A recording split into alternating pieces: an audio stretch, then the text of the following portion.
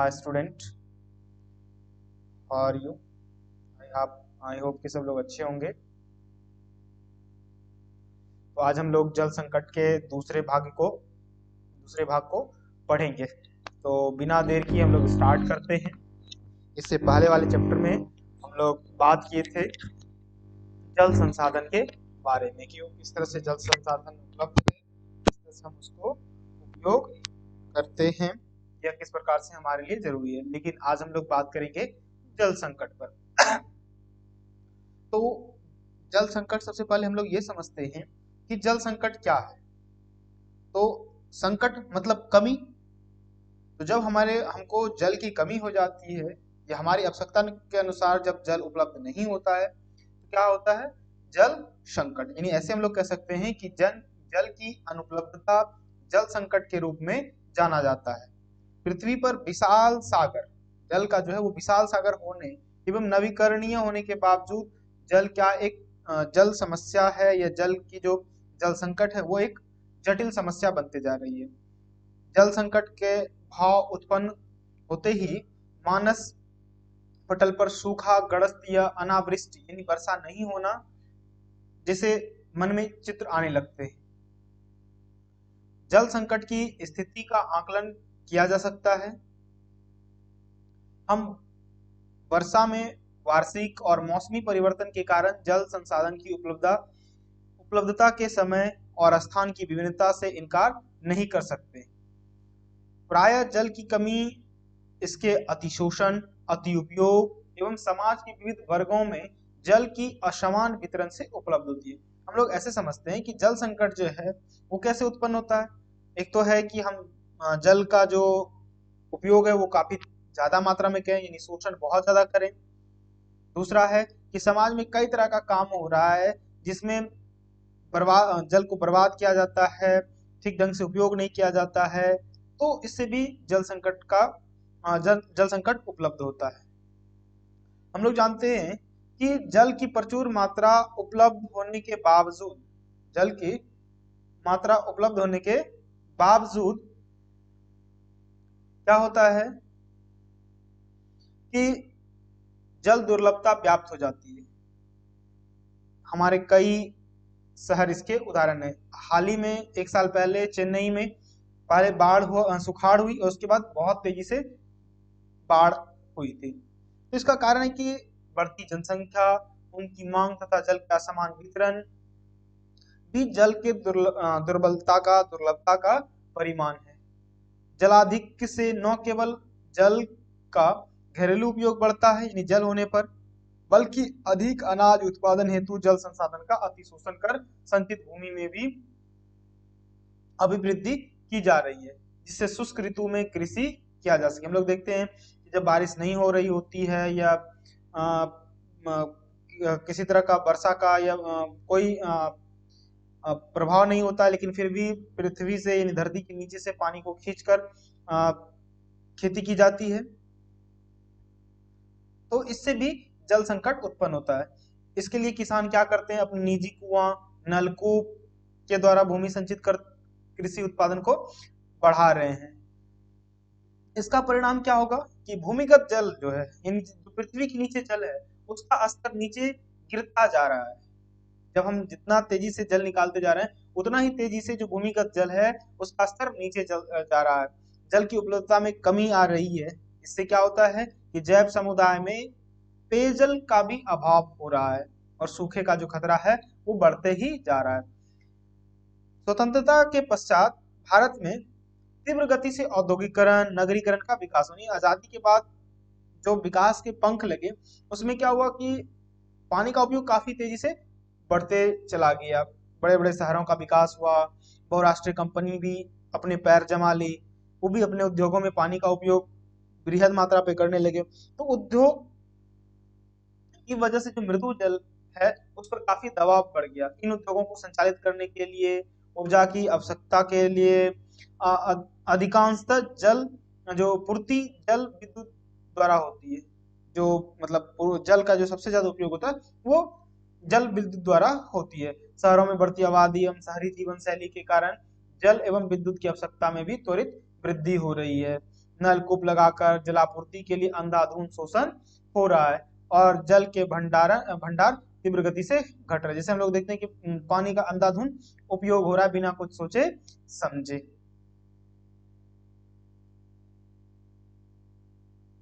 तो इससे क्या होता है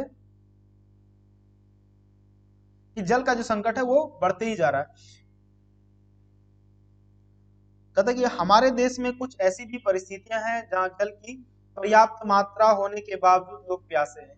बता सकते हो हैं कि इसका क्या कारण है, इस दुर्बलता का क्या कारण है?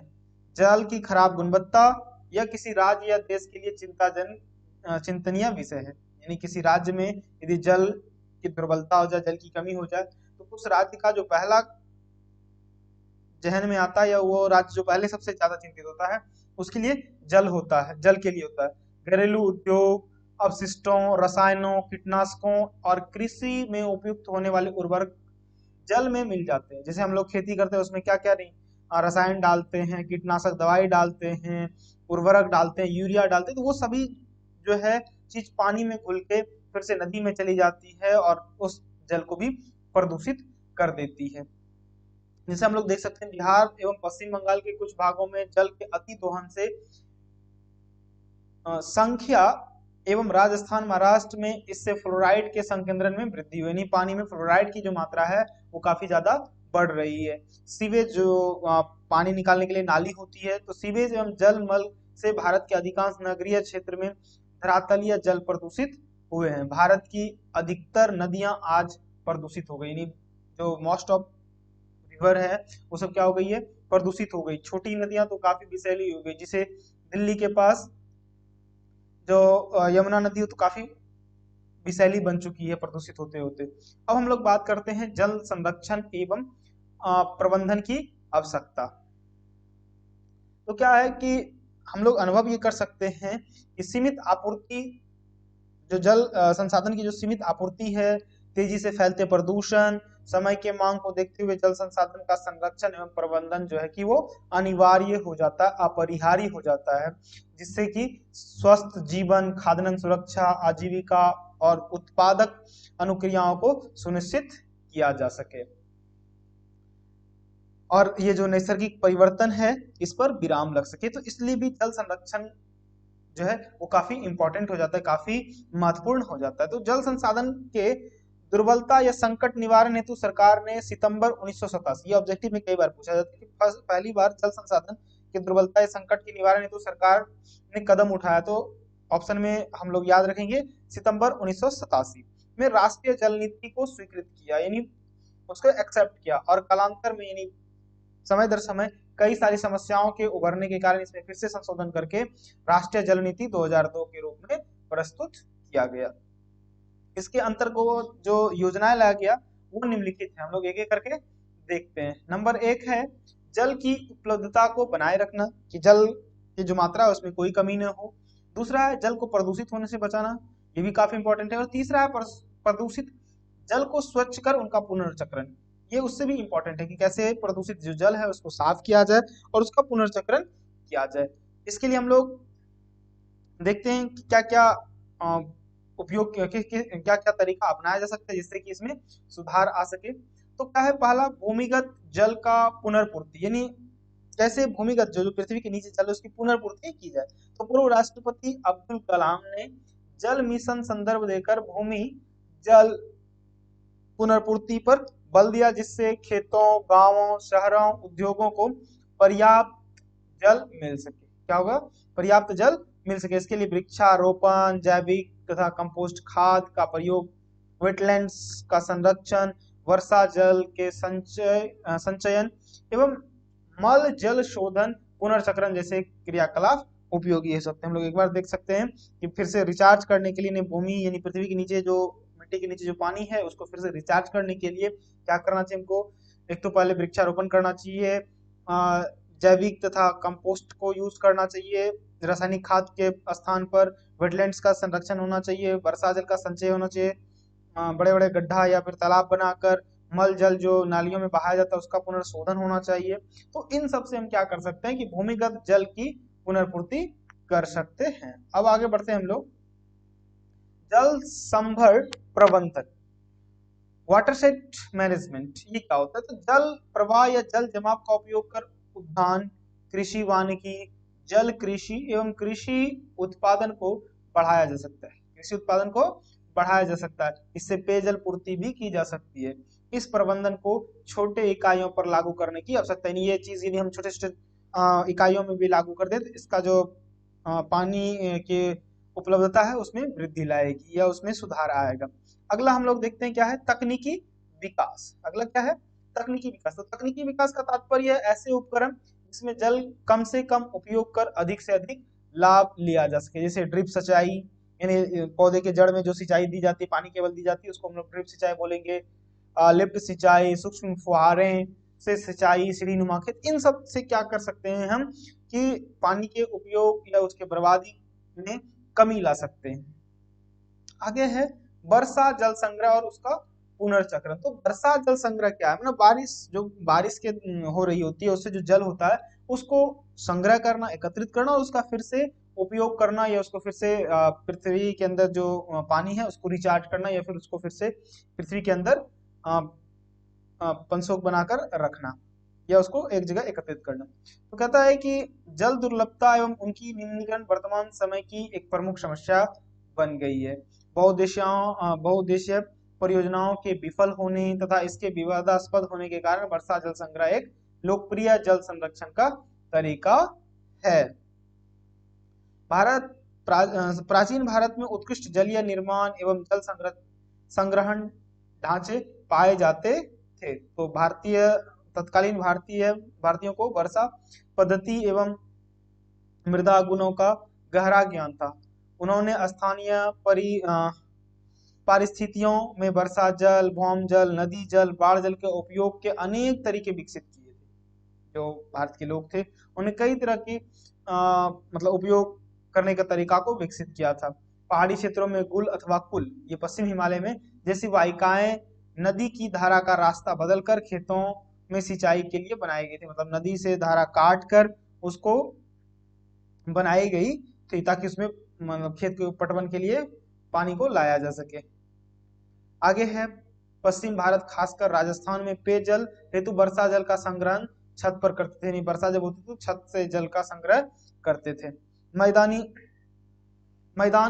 यानी जहाँ खेती होती है, तो पश्चिम बंगाल में बाढ़ के मैदान में सिंचाई के लिए बाढ़ जल वाहिकाएं बनाने का चलन था। शुष्क एवं अर्ध शुष्क क्षेत्रों में वर्षा जल को एकत्रित करने के लिए गड्ढों का निर्माण किया जाता था, जिससे मृदा संचित कर खेती की जा सके। राजस्थान के जैसलमेर में खादीन तथा अन्य क्षेत्रों में जोहड़ के नाम से पुकारा जाता है। कि कैसे उसमें जो पानी का संरक्षण किया जाता है उसको किस नाम से पुकारा जाता है? जैसलमेर में खादीन और अन्य क्षेत्रों में जोहड़ के नाम से पुकारा जाता है। राजस्थान में बिरानो, फोलोदी और बाड़मेर जैसे शुष्क क्षेत्र में पेयजल का संचय भूमिगत टैंक में किया जाता है। किसमें किया जाता है? भूमिगत टैंक में, जिसे टांका कहा जाता है। यह प्राय आंगन में हुआ करता था, जिसमें छत पर संग्रहित जल को पाइप के द्वारा जोड़ दिया जाता था। और इस कार्य में जो सबसे अहम भूमिका निभाती थी वो है NGO, non government organisation, Tarun Bharat संघ। पिछले कई वर्षों से इस तरह के कार्य कर रही है। मेघालय के शिलोंग में छत वर्षा संग्रह आज भी परंपरागत रूप से प्रचलित। हम लोग ये दो फोटो देख सकते हैं कि किस तरह से बारिश का पानी को संरक्षित किया जाता है, जमा किया जाता है। तो यहाँ बारिश के पानी को जोड़कर टैंक में लाया जाता है और फिर से उसका हैंडपंप के द्वारा उपयोग किया जाता है। यहाँ देख सकते हैं कि वर्षा के जल को सीधा टैंक में लाया गया है। अब हुआ है क्या कि पश्चिम राजस्थान में इंदिरा गांधी नहर विकास से इस क्षेत्र को 12 मासी पेयजल उपलब्ध होने के कारण यहाँ वर्षा जल संग्रह की उपेक्षा हो रही है, जो खेदजनक है। मतलब ऐसा नहीं होना चाहिए। पहले जिस तरह से परंपरागत तरीके से चला जा रहा था पानी को संग्रह करने का, वो अभी भी चलना चाहिए। लेकिन जब नहर आ गया, इंदिरा गांधी नहर, तो वहां के लोगों में थोड़ा सा लचर पचर हो गया या फिर उसमें आलसपन आ गया पानी के संरक्षण को लेकर। कर्नाटक के मैसूर जिले में स्थित गंडाथुर गांव में छत जल संग्रह की व्यवस्था 200 घरों में है, जो जल संरक्षण की दिशा में एक मिसाल बढ़ते हम लोग आगे। महाराष्ट्र, राजस्थान, गुजरात सहित कई राज्यों में वर्षा जल संग्रह एवं पुनर्चक्रण किया जाता है। आगे हम लोग देखते हैं सोन परियोजना क्या है। सोन परियोजना के बारे में हम लोग देखते हैं। तो स्वतंत्रता मतलब स्वतंत्रता उपरांत जो है भारत में आर्थिक, सामाजिक, व्यापारिक सहित समग्र विकास के उद्देश्य से जल संसाधन के उपयोग हेतु योजनाएं तैयार की गई, जिसमें नदी घाटी जल के बहुआयामी उपयोग के कारण इस परियोजना को बहुउद्देशीय परियोजना की संज्ञा दी गई। हम लोग पढ़े हैं कि बहुउद्देशीय परियोजना क्या है। तो बिहार में इस उद्देश्य को ध्यान में रखकर 3 परियोजनाएं बनाई गई है, जो है सोन परियोजना, गंडक परियोजना, कोसी परियोजना। अच्छा, सोन नदी घाटी परियोजना बिहार की सबसे प्राचीन परियोजनाओं के साथ साथ यहाँ की पहली परियोजना है। ब्रिटिश सरकार ने संचित भूमि में वृद्धि कर अधिकाधिक फसल उत्पादन की दृष्टि से इस योजना का विकास 1874 ईस्वी में, हम लोग याद रखेंगे सबसे पहले कब, 1874 ईस्वी में किया था। इसमें डेहरी के समीप पूरब एवं पश्चिम दिशाओं में नहरें निकाली गई। इसकी कुल लंबाई 130 किलोमीटर है। कितना इसकी कुल लंबाई? 130 किलोमीटर है। पूरब की नहर से पटना, गया तथा औरंगाबाद जिले की लगभग 3 लाख हेक्टेयर भूमि संचित होती है। इस नहर की पश्चिमी शाखा से 3 उप शाखाओं का निर्माण हुआ है। पहली शाखा भोजपुर तथा दूसरी शाखा बक्सर जिले को संचित करती है, और तीसरी शाखा जो है का प्रभाव चौसा क्षेत्र में है। इस शाखा से 3 जिला रोहतास, बक्सर एवं भोजपुर तीनों जिलों को प्रभावित करती है। सुविकसित रूप से ये नहर 3 लाख हेक्टेयर को, कितना याद है हम लोग, 3 लाख हेक्टेयर को संचित करती है। इस मैप में देख सकते हैं, ये सारा मैप दिखाया गया है किताब में, थोड़ा सा अच्छा से, इसमें पीडीएफ ठीक से डाउनलोड नहीं हुआ है या फिर इसका फिगर अच्छा नहीं है, किताब में हम लोग देख सकते हैं। बढ़ते हम लोग आगे। तो 1968 ईस्वी में इस योजना के डेहरी से 10 किमी की दूरी पर स्थित इंद्रपुरी नामक स्थान पर बांध लगाकर बहुउद्देशीय परियोजनाओं का रूप देने का प्रयास किया गया। इससे पुराने नहरों जल के बैराज से पुनर्पूर्ति, नहरी विस्तारीकरण एवं शुद्धिकरण हुआ, और यही वजह है कि सोन या सूखाग्रस्त प्रदेश बिहार जो है, ये सोन क्षेत्र जो था वो सूखाग्रस्त प्रदेश था, लेकिन आज इसको चावल का कटोरा के नाम से विभूषित है। बढ़ते हैं। इस परियोजना के अंतर्गत जल विद्युत उत्पादन हेतु शक्तिगिरी की स्थापना हुई है। पश्चिमी नहर पर डेहरी के समीप शक्तिगिरी की स्थापना की गई है, जिससे 6.6 मेगावाट, कितना, 6.6 मेगावाट ऊर्जा प्राप्त होती है। इसके लिए क्या है कि ऊर्जा का उपयोग डालमिया नगर का एक बड़े औद्योगिक प्रतिष्ठान के रूप में उभर रहा है। इसके अतिरिक्त बिहार पूर्वी नहर शाखा पर वारुण नामक स्थल पर भी शक्तिगिरी लगाया गया है, जहां 3.3 मेगावाट विद्युत उत्पादन की जा रही है। इस परियोजना के नहरों को पुनरुद्धार हो रहा है, और सोन की सहायक नदी रिहंद के जल को उपयोग उत्तर प्रदेश सरकार करती है, जिससे सोन को जल की कमी झेलनी पड़ती है। बिहार सरकार उत्तर प्रदेश सरकार के साथ क्या कर रही है, वार्ता के माध्यम से सार्थक समाधान कर रही है। इसके साथ साथ बिहार विभाजन के पूर्व इंद्रपुरी जलाशय योजना कदवन जलाशय योजनाओं के नाम से जानी जाती थी। इस योजनाओं के विकास के लिए भी एक बांध का निर्माण प्रस्तावित है, जिसके लिए 450 मेगावाट जल विद्युत का उत्पादन हो सकेगा।